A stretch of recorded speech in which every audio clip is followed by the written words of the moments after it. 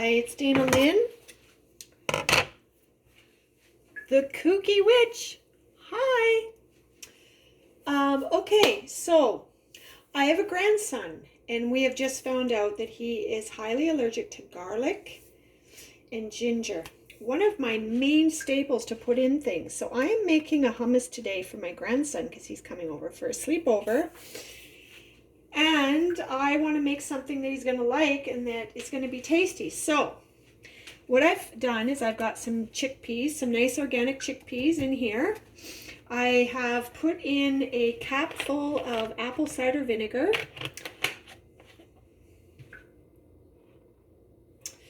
And I get that at Costco. I have already put in some oregano. No, I haven't put in some oregano. I've already put in some basil. I've put in some marjoram. And I'm going to put in some oregano. And I wanted to actually use this beautiful oregano that I got yesterday at my girlfriend's farm where I used to live. So she gave me some beautiful, nice oregano. So I am delighted. So I'd say a teaspoon. And I'd say, for a whole can of chickpeas, I would say a teaspoon of basil, a teaspoon of oregano, a teaspoon of thyme, a teaspoon of marjoram,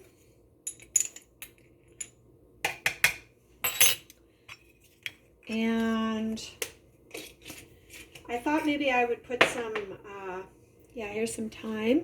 So for a whole can, put in a teaspoon of thyme and a whole teaspoon of dill. Dill is always good. Yeah. And I would put in a whole teaspoon of curry, but in this batch I'm not going to put in because it's for my grandson.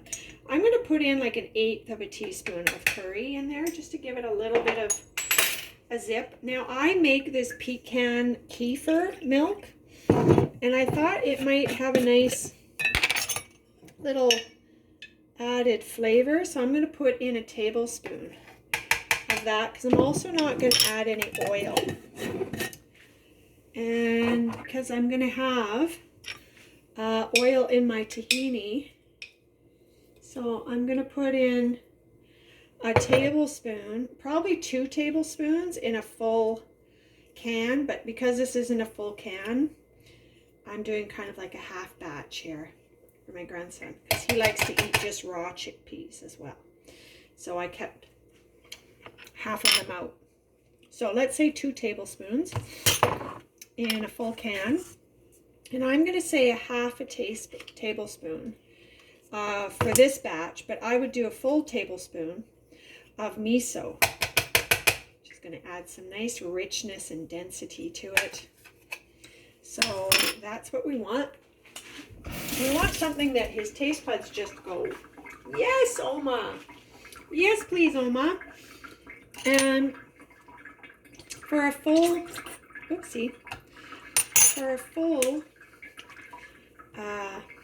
can, I would put in 2 teaspoons of that, but I'm going to do, of Dijon mustard.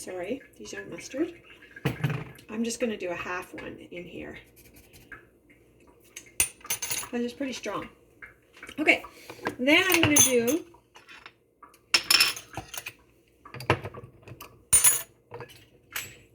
I would do a whole teaspoon of Himalayan salt, but I'm going to do a half teaspoon in this batch. Okay, sorry, I hope it's not confusing. It's just that I'm not doing a full batch, but I know you guys will do a full batch, so yeah. Okay, so I'm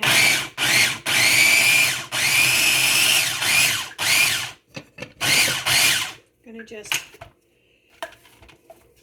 puree this. Yum, yum, yum, yum, yum.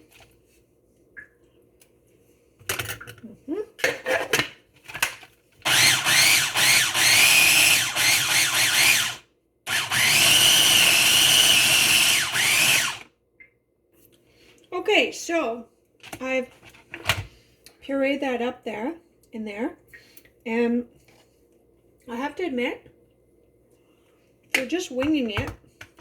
It's really delicious. And I hope he's gonna like it. So now what I'm gonna do is put that into a container so that, let's see. Yeah, so I'm just gonna put that in a container and I'll be right back. Okay, just gonna put this in here. And just blessing it with so much love and light.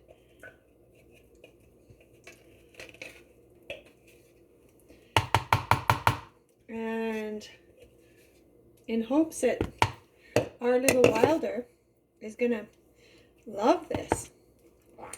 So, this is a no oil, no garlic hummus with lots of herbs. So I hope you've enjoyed that. No oil, no garlic hummus from the Dharmacy, the Kooky Witch. Signing out. Thanks for joining me.